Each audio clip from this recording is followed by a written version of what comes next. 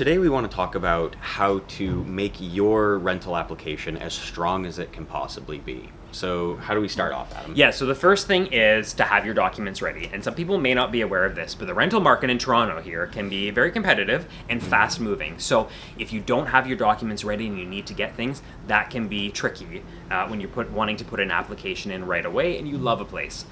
So we want to make sure we've got some income verification, typically 2 pay stubs or letters of employment. If you're self-employed, you might need to get your T1 for a couple of years just to prove your income. You want to make sure you've got photo identification. Health card does not count, right? So we need like a driver's license, a passport, that will suffice. And then we need to have the actual rental application form filled out. Getting that to your realtor in advance makes things easier. Your references are on there, some employment history, and full credit report is important as well. Every listing agent is going to want that from you when you're putting in an offer, an application. And on the topic of credit report, it's, like we say, it's important to have that one. Yes. And it's very useful to have a good credit score. We've made a full video about how to improve your credit score, so go check that one out. Yes. But the gist of it is, if your credit score is not the highest, we say over 700, you're pretty golden. So if it's not the highest, you might need to tell a story. So this brings us into offering a little bit more detail in the application. So if your situation is maybe not a standard 9-to-5 employment, weekly pay stubs, your credit score is a little bit lower, it can often be helpful to share your story and background with a landlord, because ultimately getting a lease and renting a space can be a personal transaction between two people. So they want to know who's in there. So if you can offer a little bit of information about your situation, what you're doing to improve your credit score, your ability to make your monthly payments, having some good references or even some guarantors can be really helpful in strengthening an application. And on that, just writing a personal cover letter. Yeah.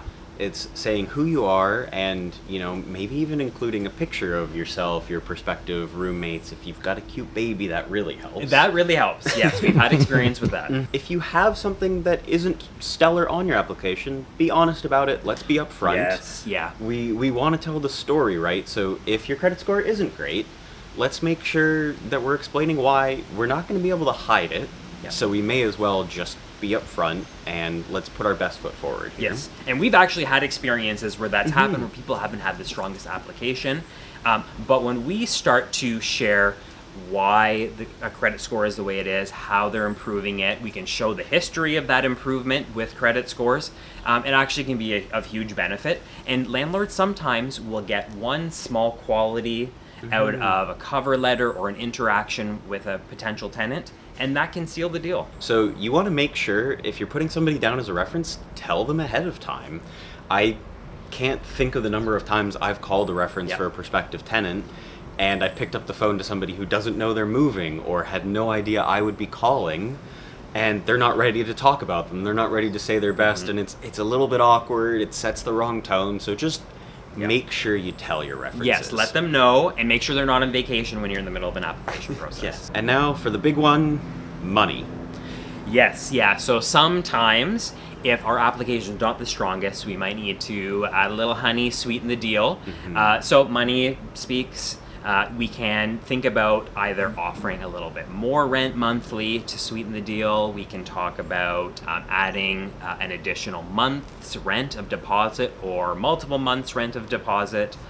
And that can be the thing that will clinch the deal if you really like a place. Yeah, and I would typically say that if you're adding extra rent on, it's usually done in increments of about $50 or so. That's a good point. So if you're looking at $2,700 for the rent, you might up it to $2,750. It makes you stand out and it looks a little more interesting. On the topic of extra deposit as well, that's usually structured in the way of adding extra month's rent onto the end of the deposit. So if you're giving an extra deposit, it's not going to be your first, second, and last month's rent. It's going to be your first, last, and 11th month's rent.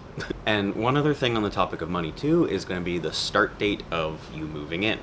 So if you're not applying at the earliest vacancy of the unit, something to sweeten the deal is maybe starting the date a little bit sooner, right? So something is available for November 1st, right? And you want it for December 1st.